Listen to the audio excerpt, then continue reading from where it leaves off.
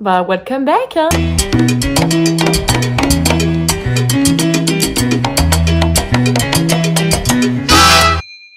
Donc du coup, on se retrouve aujourd'hui pour parler des habitudes que j'ai changées en arrivant au Canada, des choses qui ont vraiment eu un impact dans mon quotidien, donc parti. Je pense que tout d'abord, ça va être lié au repas, c'est-à-dire que les heures de repas pour moi ont plutôt changé, je veux dire plutôt en deux parties. Quand je suis arrivée, donc du coup j'étais au pair, si vous me suivez depuis le début, vous savez que je suis au pair et que j'étais au pair et donc je suis restée à peu près 6 mois avec la famille. Eux mangeaient à 17 h tous les jours et les week-ends à 16 h. Je me suis déjà adaptée à manger plus tôt. Le midi, on ne mange pas en snack. Donc j'en avais déjà aussi parlé dans une ancienne vidéo, mais à la rigueur tu manges une petite salade que tu te fais avec des légumes, tu croques des légumes crus, tu vas manger des crackers, du fromage, mais c'est tout. Et en fait, genre tu snacks un peu vers 10 h du matin, vers midi, vers 14 h. Ça arrive de pas manger. Et le soir, c'est le gros repas. Ça, c'est ce que j'avais connu du coup les 6 premiers mois de mon arrivée ici. Ensuite, à l'issue de ces 6 premiers mois, moi j'ai quitté la famille, j'ai un job dans les ressources humaines et mon copain est arrivé également au bout des 6 mois. Donc on a aménagé ensemble et j'ai pu manger à des heures un peu plus tardives, aux alentours de 19 h, ce qui était plutôt la norme pour moi en France. Bon ben le midi, là j'avoue que en semaine, soit des fois je mange pas, soit je mange pareil du fromage ou je mange les restes du soir. Bon là du coup ça peut être des plats, hein. Je vais pas manger le midi, j'ai trop la flemme, j'ai pas le temps, je sais pas, ça c'est quelque chose je trouve qui a vraiment considérablement changé. Pareil pour le petit déj, en semaine c'est genre un café normal, des fois je mange une petite tartine ou autre mais pas grand chose.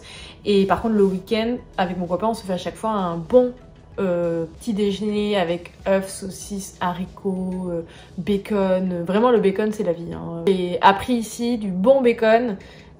C'est super bon. En France j'ai toujours mangé beaucoup de légumes, j'adore les légumes, vraiment j'adore ça. Mais je trouve que ici je mange beaucoup plus de légumes crus. En fait le fait que les 6 premiers mois avec la famille, ils mangeaient beaucoup de légumes crus, les enfants aussi et tout, et vu que je m'occupais des enfants, bah, s'ils mangeaient des carottes crues, bah, je mangeais aussi des carottes crues. Donc en fait je me suis habituée à ça et j'aime trop ça, j'en mange tous les jours.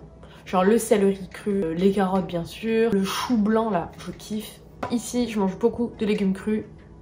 Voilà. Deuxième point, je pense que c'est l'alcool. J'en ai déjà parlé aussi dans mes précédentes vidéos, mais l'alcool au Canada est vendu dans des liquor stores, c'est des magasins spécialisés alcool, et tu peux pas trouver normalement d'alcool dans les magasins où tu fais tes courses. Je dis normalement parce qu'il y en a quelques-uns qui le font. La semaine t'as pas le temps, tu te fais 2-3 courses comme ça pour compléter. J'arrête pas au liquor store, tu vois, je me dis bon, je vais pas boire en semaine, donc voilà. Donc du coup on a pris l'habitude d'aller faire les courses d'alcool le vendredi soir, comme ça t'en as pour le week-end pour profiter, pour relaxer un peu, et puis après ça te tient une semaine, ça te tient 2 semaines, ça tient ce que tu veux. Et en fait ici moi j'ai vraiment découvert le cidre.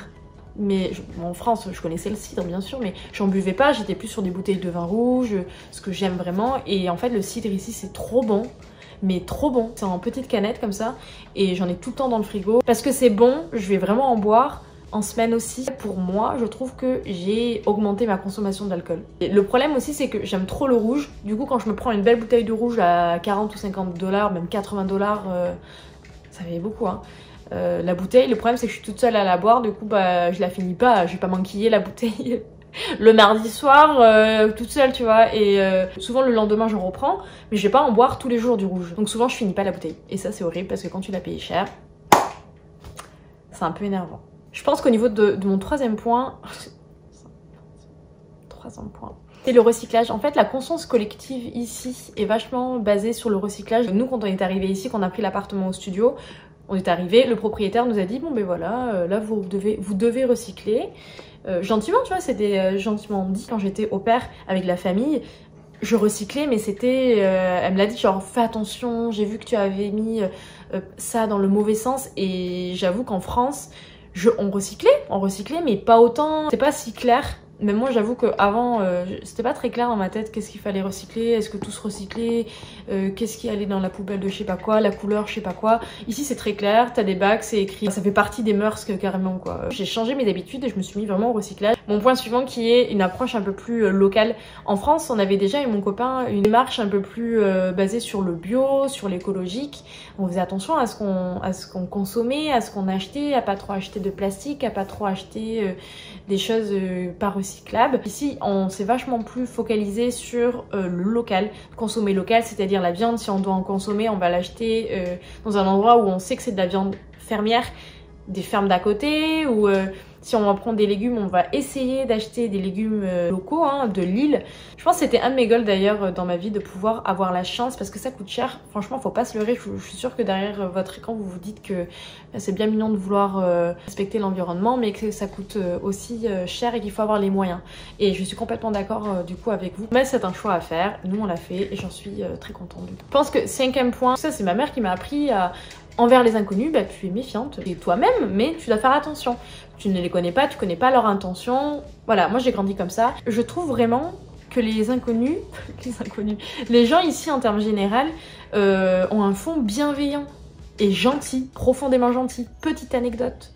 Quand on a pris l'appartement à Montréal, donc là on n'a pas encore déménagé, mais on a pris un appartement à distance, comme je vous l'ai dit. En fait, moi j'ai eu peur un peu parce que les loyers sont très chers. Et vraiment c'est difficile de trouver un appartement. Il y a beaucoup d'arnaques qui se sont mis en place du coup, où des gens en fait à distance prennent un appartement. Quand ils arrivent sur les lieux, il n'y a pas d'appartement. Vous voulez qu'on leur donne le premier loyer pour fixer un peu l'appartement, pour bloquer un peu tout ça. Je me suis dit mais attends, je vais pas leur donner 2000 $ et genre j'arrive dans un mois et il n'y a plus en fait. Donc j'ai eu un peu peur et je leur ai dit non, je vais vous donner la moitié et je vous donne la moitié après à la remise des clés. Ils nous ont dit genre non mais si vous avez besoin, nous on connaît des gens, si vous connaissez personne on connaît des gens et tout. On était là non mais c'est pas grave, on a pas besoin de se faire des amis de suite quoi, et vous inquiétez pas. Et ils nous ont dit non mais nous on sera vos premiers amis. Moi j'étais là oh mais pourquoi?